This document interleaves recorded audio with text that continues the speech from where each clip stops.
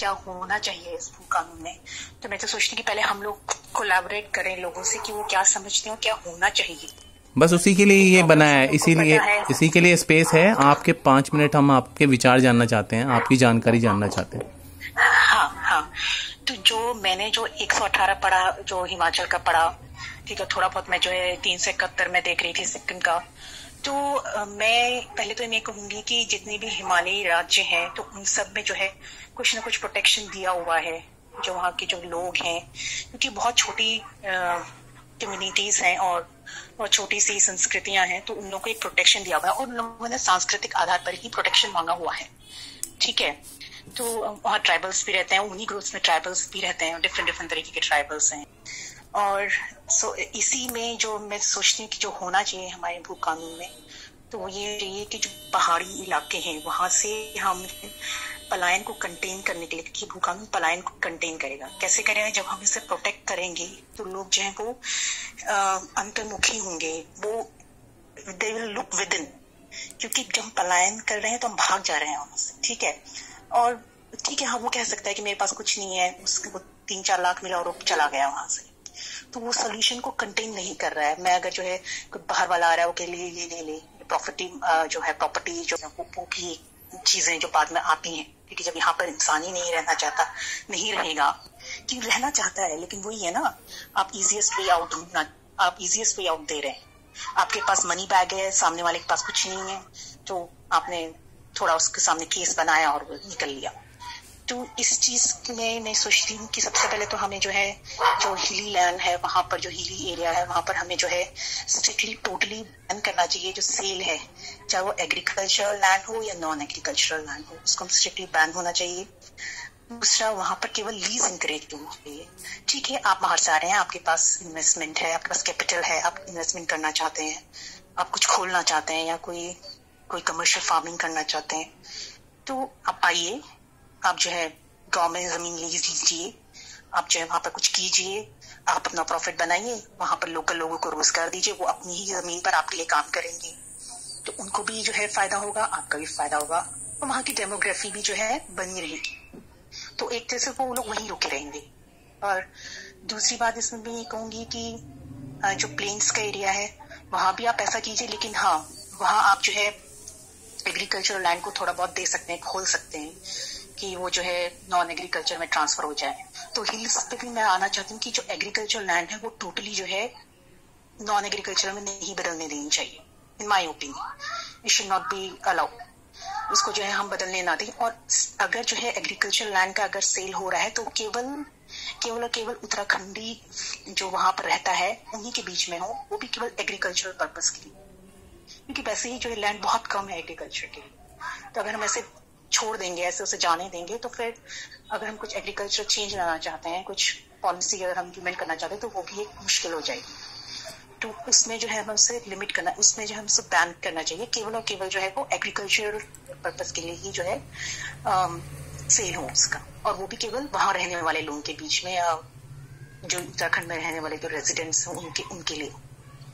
हाँ, आप जो है फुट हिल्स में या फिर जो आपका प्लेन्स एरिया वहां पर आप थोड़ा इसमें रिलैक्स कर सकते हैं कि हाँ, वो जो है कमर्शियल बनाई जा सकती है, और उस पर जो है डीएम देखे या जो भी आपका प्रशासन हो देखे कि ये कमर्शियल अगर बनाई जा रही है, हमें कुछ एक्सटेंड करना है, कुछ नई कॉलोनीज बनानी है, तो या फिर कुछ और कमर्शियल चीजें वहां डालनी है, तो वो ये किया जा सकता है।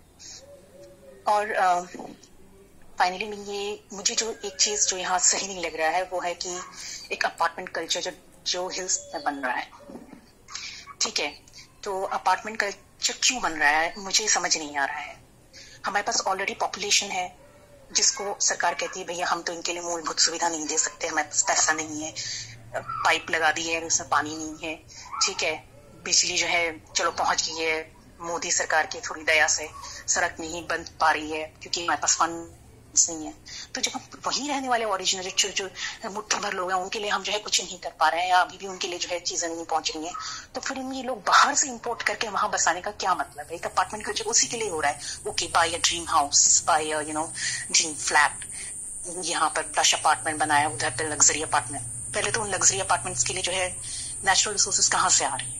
वो किसको सेक्रीफाइस करके आएंगे? वो किसके इंटरेस्ट सेक्रीफाइस करके आएंगे? एम श्योर लोकल्स के इंटरेस्ट को सेक्रीफाइस किया जाएगा। वो जो यहाँ पर वो जो चीजें थी जो वो अपने खेत में डाल सकता था या पानी था जिसका यूज कर सकता था या कुछ भी है, आप वहां पर जो है अगेन लोकल्स का इंटरेस्ट सेक्रीफाइस हो रहा है। तो ये अपार्टमेंट कल्चर पर भी हमें ध्यान देना कि वो यहाँ पर हम हिल्स में उसे ना बढ़ाएं। जय श्री राम भाई जी, नमस्कार। नमस्कार सर। नहीं ठीक है, आप लोग चर्चा कीजिए। मतलब हिमाचल में धारा 371 नहीं है, ये जानकारी है मेरे पास में। सिक्किम में है वो। हाँ जी, सिक्किम में है वो, हिमाचल में नहीं है। नहीं, सिक्किम में है, अरुणाचल में है, नागालैंड में है, आंध्र प्रदेश में है, सब जगह अलग अलग कारणों से है। जरूरी नहीं है कि भूमि का कानून ही उसका एकमात्र उद्देश्य हो। तो कहीं पर विधायकों को कम करने से लेकर के है, कहीं ट्राइबल एरिया, शेड्यूल्ड एरिया है, वहां पे कहीं पे जो है स्पेशल एरिया के डेवलपमेंट के लिए है, डेवलपमेंट बोर्ड वगैरह बनाने के लिए। उसका भूमि से लेना देना कोई बहुत अधिक है नहीं। तो 371 हिमाचल में नहीं है, ये बात मैं दिन में सुन रहा था तो मैं उस समय कुछ कहा नहीं, बट यहाँ पर तो चलिए ठीक है। सो हिमाचल में जो भू कानून है वो बेसिकली उनका जो लैंड एक्ट है उसका सेक्शन 118 है, और उसमें जो बातें हैं, ऐसा नहीं है कि वहां जमीन। पवन भाई होस्ट कर वहाँ। हाँ जी, हाँ जी। ऐसा नहीं है कि वहां पर कोई व्यक्ति जमीन नहीं खरीद सकता है, वहां पर कुछ प्रतिबंध हैं और कुछ नियमों का पालन करना पड़ता है। तो अगर आपको हिमाचल में जमीन लेनी है, मान लीजिए आप शिमला में कोई फ्लैट खरीदना चाहते हैं, प्लॉट खरीदना चाहते हैं, शिमला म्यूनिसिपल लिमिट्स में है, आपको कोई परमिशन की जरूरत नहीं है, आप आराम से लीजिए, बंगला खरीदिए शिमला में, अगर कोई बेचने को तैयार हो। या किसी और हिमाचल के नगर में जहां पर नगर पंचायत, नगर पालिका, म्युनिसिपल कॉर्पोरेशन इत्यादि जो अर्बन लोकल बॉडीज होती हैं उनकी लिमिट्स के अंदर में, उसके बाहर की जितनी भूमि है उसको बोल दिया गया कि भैया ये कृषि भूमि है। और कृषि भूमि जो है वह अन्य लोगों को सेल करने पर कुछ प्रतिबंध हैं, कुछ नियम है, रेगुलेशन है। उसके लिए क्या है पवन भाई? हाँ, मैं ना ये मेरे पास आप जो ये ऐड कर रहे हैं, मैं आपके साथ में एक स्टेटमेंट शेयर करना चाहता हूँ, तो उसके बाद आप अपना कमेंट्स उसमें रखिएगा। तो जी। जो ये लॉ आप अभी हिमाचल का ये डिस्कस कर रहे हैं उसी के रिगार्डिंग इन्फॉर्मेशन है। 1 मिनट होल्ड कीजिए, हाँ मैं बताता हूँ आपको। इसमें लिखा हुआ है कि उत्तराखंड का पड़ोसी राज्य हिमाचल प्रदेश है, जहां कानूनी प्रावधानों के चलते कृषि भूमि की खरीद लगभग नामुमकिन है। Himachal Pradesh tenancy and land reform act 1972 की धारा 118 में प्रावधान है कि कोई भी जमीन जो कि कृषि भूमि है उसको किसी गैर कृषि कार्य के लिए नहीं बेची जा सकती।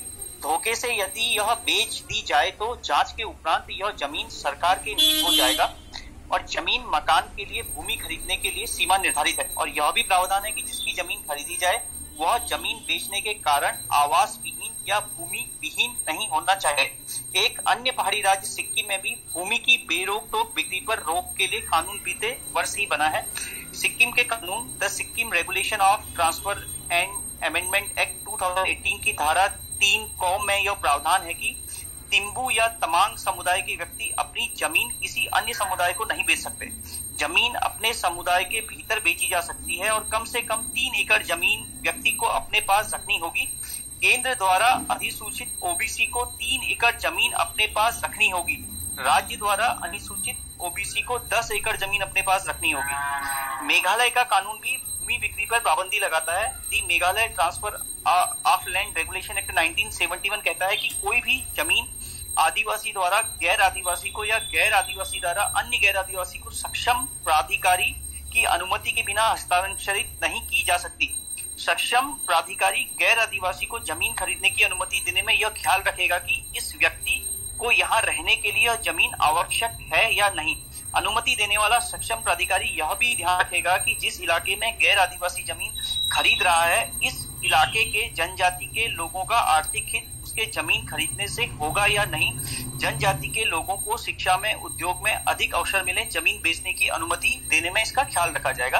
ये 3 इंफॉर्मेशन अभी हमारे पास हैं जो हम डिफरेंट स्टेट की बात कर रहे हैं। और पवन भाई मुझे एक बार याद है हम लोगों ने स्पेस में ही डिस्कस किया था, मुझे अच्छी तरह मैं 100% कंफर्म नहीं हूँ कि वो स्टेटमेंट आपने यूज किया था, बट वो मुझे काफी दिनों से बहुत अच्छा स्टेटमेंट लग रहा है, मतलब वो अच्छा एक उपाय लग रहा है कि जो भी हमारे उत्तराखंड में जो भी पहाड़ी जिलों में किसी भी कास्ट के लोग हैं, चाहे वो ब्राह्मण है, चाहे वो ठाकुर है, चाहे वो SC/ST, किसी भी उससे इनको एक आरक्षित एक अनुसूचित जनजाति इनको घोषित कर दो। और इस क्योंकि वो हमारे पास नहीं है शायद। अब पवन भाई आप इसमें थोड़ा बताइए हमें। जी देखिए, ऐसा है, अभी आपने हिमाचल की बात कही तो उसके विषय में तो बाद में मैं आऊंगा, उसके विषय में चर्चा चल ही रही थी। लेकिन सिक्किम, मेघालय, अरुणाचल, नागालैंड या ऐसे किसी भी अन्य राज्य से हमारी तुलना नहीं की जा सकती है। और उसका कारण है कि आप जब संविधान देखेंगे तो वहां पर 2 शेड्यूल हैं, अनुसूचियां हैं, 5वीं और 6ठी। और उस 5वीं और 6ठी अनुसूची में इस प्रकार के जो राज्य हैं, इनमें विभिन्न क्षेत्रों के लिए विशेष नियम बनाए गए हैं। आपको मैं यहाँ तक बता दूं कि इनमें से कई क्षेत्रों पर देश के कानून तक लागू नहीं होते जब तक वहां का गवर्नर भी अनुमति नहीं देता है।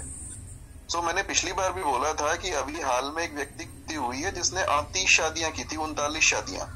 वो ऐसे ही नहीं कर ली थी, क्योंकि देश में तो जितने भी मतलब क्रिश्चियंस का भी कानून है, तो क्रिश्चियन भी 38 शादियां थोड़ी कर सकते हैं, एक ही कर सकते हैं, उनके अपने कानून चलते हैं। तो इन ट्राइबल एरियाज से, इन शेड्यूल्ड एरियाज से और शेड्यूल्ड ट्राइब और शेड्यूल्ड कास्ट से अपनी तुलना हम नहीं कर सकते हैं, क्योंकि उनके लिए भूमि के जो प्रावधान है, आपने दिन में भी आप बोल रहे थे। और भाई मैं आपको रोकूंगा, मुझे आप ये बताइए, हमें वो ट्राइबल जनजाति बनने के लिए क्या करना पड़ेगा? दूसरा जन्म लेना पड़ेगा। इस जन्म में तो संभव नहीं हो पाएगा। ओके, और अगले जन्म में क्या मतलब प्रोसेस क्या रहेगा उसका? अब ये तो मैं नहीं बता सकता हूँ। प्रकाश भाई हम बात से भटक रहे हैं, मुद्दा कुछ और है, ये वाला नहीं। आप किशोर भाई आप इसको ऐसे भी समझो कि पवन भाई आपको स्टेप्स बताते हैं। आपको स्टेप्स बताए जा रहे हैं। अभी हम फर्स्ट डे जब डिस्कशन में आए तो हमने बोला कि भू कानून चाहिए, फिर उसके बाद कुछ दिनों बाद हम डिस्कशन में लेके गए भाई भू कानून में क्या चाहिए। अब हम ये भी सोचेंगे और इसके बारे में भी एनालिसिस करेंगे, इसके लिए भी डेटा बनाएंगे कि भाई जो ये ट्राइबल कास्ट हैं या ये जो स्पेशल कास्ट हैं जिनके पास ये अनुच्छेद हैं, जिनका ये फायदा मिल रहा है, उनको पाने के लिए हमें क्या करना पड़ेगा? क्योंकि रास्ता तो यही है। नहीं मिल सकता है। सुनिए बात सुन लीजिए। आपको हिमाचल वाला कानून मिल सकता है, आपको सिक्किम और अरुणाचल वाला कानून नहीं मिल सकता है।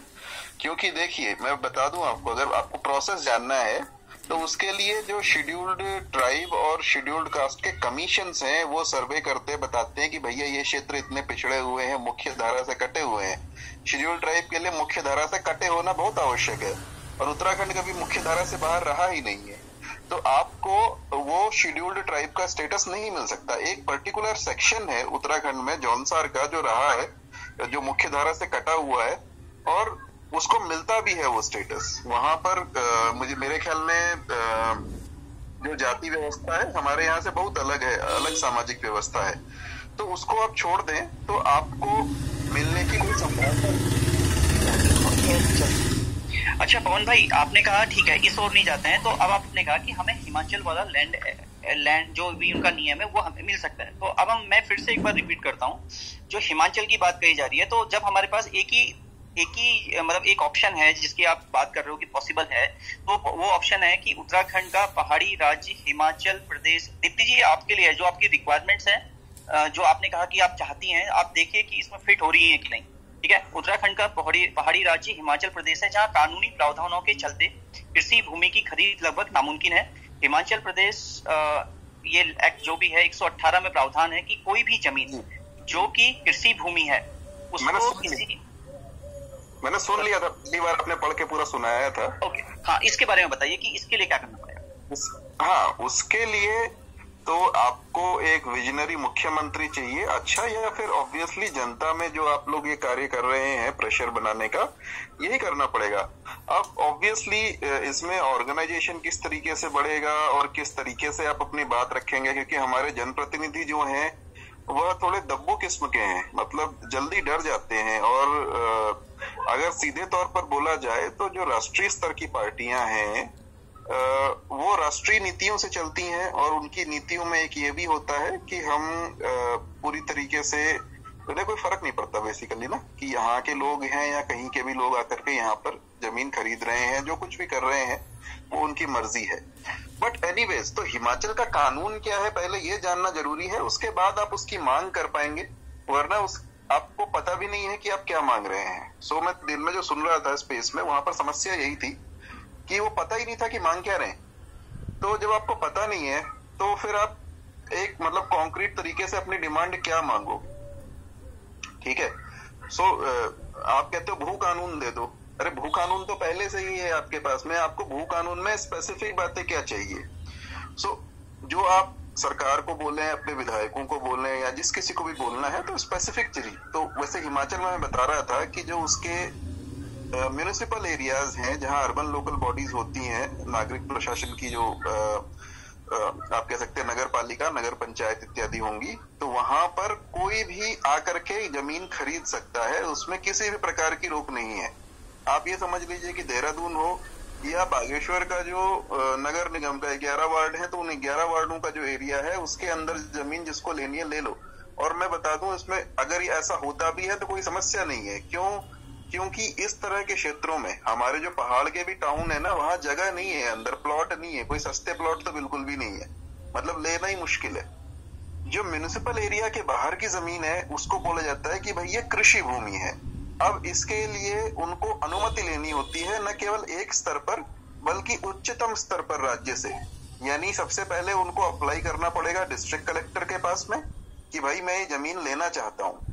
और कृषि के लिए तो जमीन लेना बहुत ही मुश्किल है, थोड़ा सा आसान वहां पर है कमर्शियल या इंडस्ट्रियल के लिए अगर आप जमीन लेना चाहते हो, क्योंकि सभी राज्य सरकारें ये चाहती हैं कि ईज ऑफ डूइंग बिजनेस हो, तो उसमें वो थोड़ा सा उसको आसान करती हैं।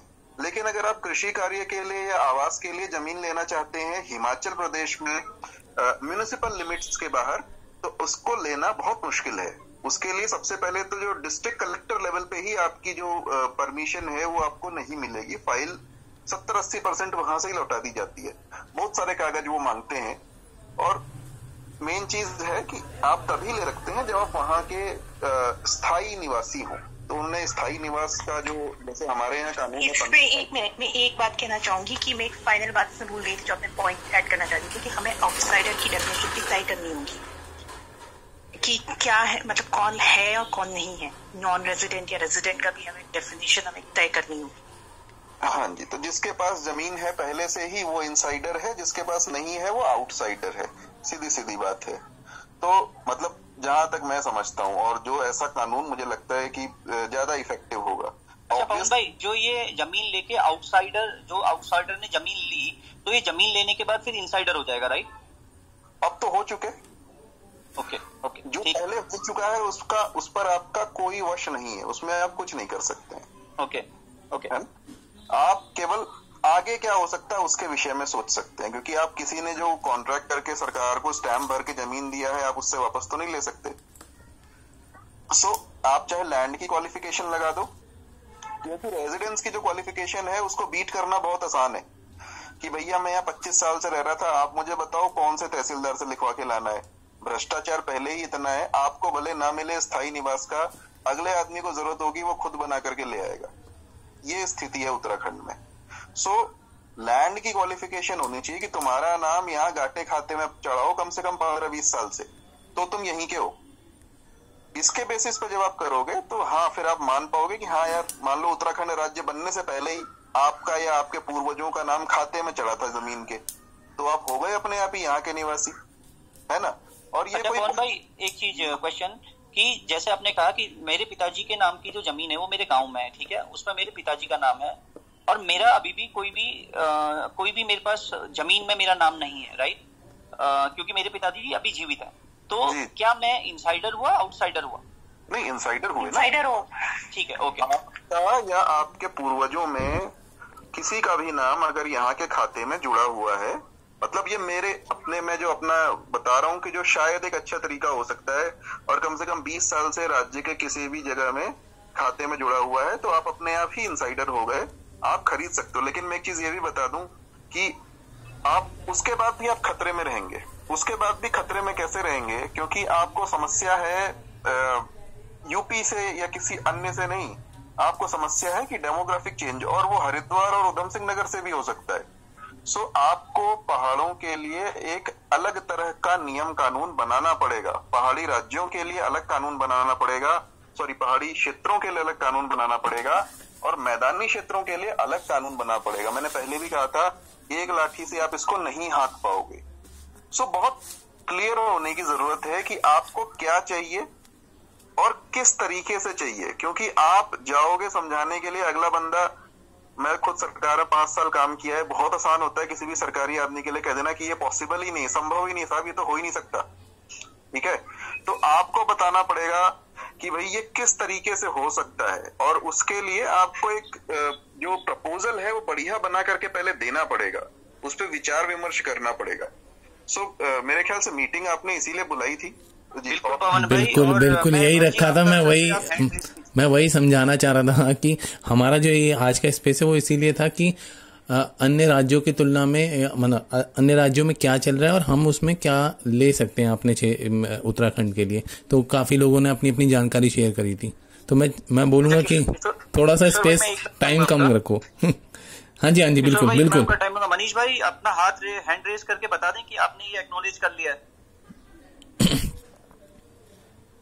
पवन भाई से जो पॉइंट्स हमें मिले हैं वो हमने हिमाचल या जो भी हमारे पास और डेटा आया है वो ठीक है। Thank you so much.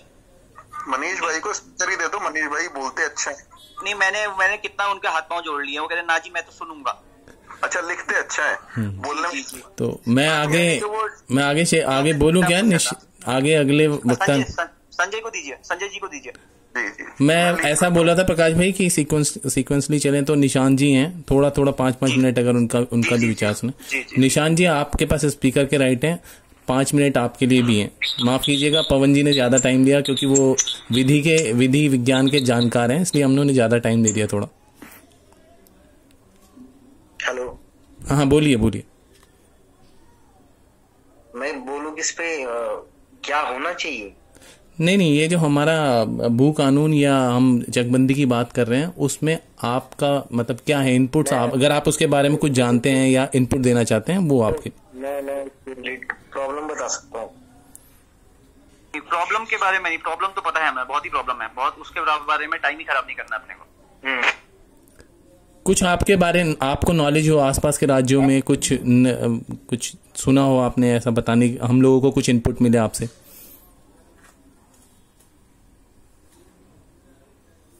कुछ जो एरियाज है वो प्रोटेक्टेड हैं जरूर यहाँ, जैसे जो तुंगनाथ का एरिया है, केदारनाथ का एरिया है, ये प्रोटेक्टेड हैं, लेकिन फॉरेस्ट की तरफ से है।